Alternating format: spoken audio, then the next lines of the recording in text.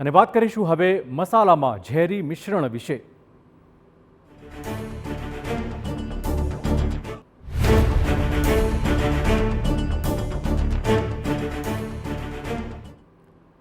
ભારતના પેકિંગ મસાલાઓએ પોતાની વિશ્વસનીયતા ગુમાવી હોવાના સમાચાર છે। સિંગાપોર, હોંગકોંગ બાદ હવે નેપાળે પણ MDH અને એવરેસ્ટના મસાલા પર મૂક્યો છે પ્રતિબંધ।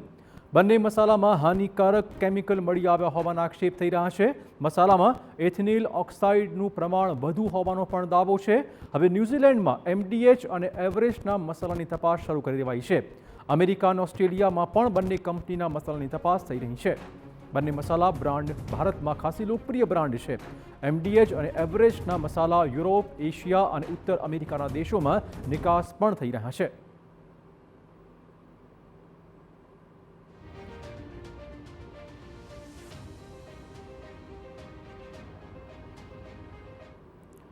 તો શું ભારતીય પેકિંગ મસાલા પોતાની વિશ્વસનીયતા ગુમાવી રહ્યા છે? આ સવાલ ચોક્કસ સામે આવી રહ્યો છે। એનું કારણ છે આંતરરાષ્ટ્રીય માર્કેટમાં ભારતીય કંપનીના મસાલા પરનો પ્રતિબંધ। સિંગાપોર, હોંગકોંગ અને નેપાળે પણ MDH અને એવરેસ્ટના મસાલા પર મૂક્યો છે પ્રતિબંધ। ભારતીય મસાલા પર સવાલ સર્જાવા પાછળનું મુખ્ય કારણ છે એથિનિલ ઓક્સાઇડ। મસાલાના નિકાસની વાત કરીએ તો વર્ષ 2023-24માં ફેબ્રુઆરી 2024 સુધીમાં ભારતે 3.67 અબજ $ના મસાલાની નિકાસ કરી છે, જેમાં ઉત્કૃષ્ટ ગુણવત્તા, સુગંધ, સ્વાદ અને ઔષધીય ગુણોના કારણે ભારતીય મસાલાનું આંતરરાષ્ટ્રીય માર્કેટ ખૂબ ઊંચું છે। સદીઓથી વિશ્વમાં ભારત જે મસાલા છે તેની નિર્યાત કરતું આવ્યું છે અને આ જ નિર્યાતને લઈને કેટલાક પ્રશ્નો છે તે પાછલા કેટલાય દિવસથી ઉદ્ભવી રહ્યા છે। ત્યારે FISSS કે જે સ્પાઇસીસના સ્ટેક હોલ્ડર્સ છે તેમના પ્રમુખ આપણી સાથે હાજર છે, તેમની સાથે જ વાત કરીશું। સર, જે નિર્યાત થાય છે મસાલાની તેને લઈને કેટલાક પ્રશ્નો ઉદ્ભવી રહ્યા છે। જે ETO છે, શું મહત્વનો મુદ્દો છે આમાં અને કઈ રીતે જોઈ રહ્યા છો આ મુદ્દાને આપ જેમ જાણો છો એમ છેલ્લા કેટલાક સમયથી આપણી બે મસાલા બ્રાન્ડોના એક નાના લોટ એમ વિદેશમાં એની જે માત્રા હોય એના કરતાં વધારે માત્રામાં ETO પ્રાપ્ત થવાના કારણે એ બેચ પર્ટિક્યુલરલી રિકોલ કરવી પડી હતી। એ કન્ટ્રીના અંદર પણ આજની તારીખે આપણા એ ETOના કારણે કોઈ બેન નથી આવેલો, પણ એના વિશે એક ભ્રમ ઊભો થયો છે કે ભાઈ ઇથાઇલ ઓક્સાઇડ એ કંઈક હાનિકારક વસ્તુ છે અને એ અંદર મસાલાના અંદર ભેળસેળ કરવામાં આવે છે કે નાખવામાં આવે છે, એવું નથી।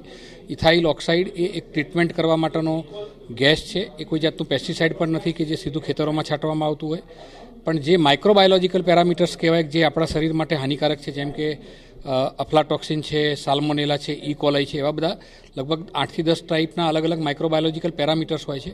એને કંટ્રોલમાં લાવવા માટે અથવા તો એને કિલ કરવા માટે એક સાયન્ટિફિકલી તરીકાથી એપ્રુવડ જે પ્લાન્ટો હોય એના અંદર કમ્પ્યુટરાઇઝ સિસ્ટમથી આ ઇથાઇલ ઓક્સાઇડના ગેસની ટ્રીટમેન્ટ કરવામાં આવે છે અને એ ટ્રીટમેન્ટ કર્યા પછી આ બધા માઇક્રોબાયોલોજીકલ પેરામીટર્સ નાબૂદ થઈ જતા હોય છે અથવા તો મરી જતા હોય છે। એના કારણે આપણને કોઈ સ્વાસ્થ્યને હાનિ થતી નથી।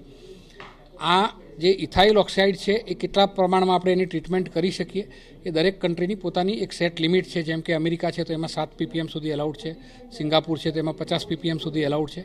એમ બધી અલગ અલગ કન્ટ્રીઓમાં આ લિમિટ એલાઉડ છે। અમેરિકાના અંદર પણ કેટલાય ETOના પ્લાન્ટ લાગેલા છે અને ત્યાંનો 70 થી 80% સ્પાઇસીસ ETO ટ્રીટમેન્ટ કરીને જ વાપરવામાં આવે છે, એટલે એ કોઈ પણ રીતે હાનિકારક છે નહીં, એનું એક જીવતું જાગતું ઉદાહરણ છે। સર, જે પ્રશ્ન ઊભો થયો ત્યારબાદથી જે ઇન્ટરનેશનલ ટ્રેડ છે એમાં શું ફરક આવ્યો? અત્યારે ભારત છે તે કેટલા મસાલાની નિર્યાત કરે છે, કેટલું તેનું પ્રમાણ છે? આ ઉપરાંત આ પ્રકારે ઘટનાક્રમ થયા બાદ તેમાં ઘટાડો થયો છે કે કેમ? આપણા દેશનું મસાલાના અંદર આપણે જેમ જાણીએ છીએ કે જ્યારે અંગ્રેજો ભારતમાં આવ્યા તો મસાલા રૂટથી જ આવેલા, એમ મસાલામાં ભારત એ વર્ષોથી વિશ્વમાં જાણીતું છે। મસાલાની વિશ્વની કદાચ 70 થી 80% જરૂરિયાતો ભારત પૂરી પાડે છે। $4 બિલિયન આપણું એક્સપોર્ટ્સ છે। હવે જે ઘણી નાની કન્ટ્રીઓ છે અથવા તો જે કન્ટ્રીઓમાં રિસર્ચ નથી થતા એ કન્ટ્રીઓમાં આ બધા ન્યૂઝ ફેલાવાના કારણે એ લોકોમાં પ્રશ્નો ઉદ્ભવ્યા અને એમને અત્યારે ઘણી પ્રોડક્ટો પર અથવા તો ઘણા શિપમેન્ટ ઉપર હોલ્ડ રખાવ્યો કે ભાઈ અમે અમારી એક લિમિટો સેટ કરીએ અથવા તો અમે રિસર્ચ કરી લઈએ પછી તમે એક્સપોર્ટ કરો।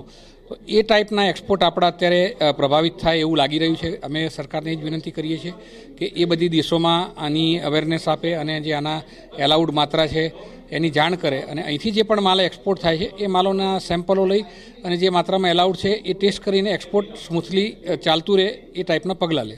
ધન્યવાદ અશ્વિનભાઈ વાત કરવા બદલ. જે પ્રશ્નો ઊભા થયા છે તેની સામે ફેડરેશનની સરકારને અપીલ છે જે સેમ્પલ અહીંયાથી મોકલવામાં આવે છે, જે માલ મોકલવામાં આવે છે તેની તપાસ થાય અને યોગ્ય હોય ત્યારે જ તેને બહાર નીકળવામાં આવે. આ ઉપરાંત જે ઈટીઓ જે ગંભીર બતાવવામાં આવ્યું છે તેનાથી કોઈ પણ પ્રકારનું નુકસાન ન થતું હોવાનો દાવો પણ ફેડરેશન હાલ કરી રહ્યું છે. કેમેરા પર્સન અરવિંદ સાથે રોનક વર્મા, TV9 અમદાવાદ.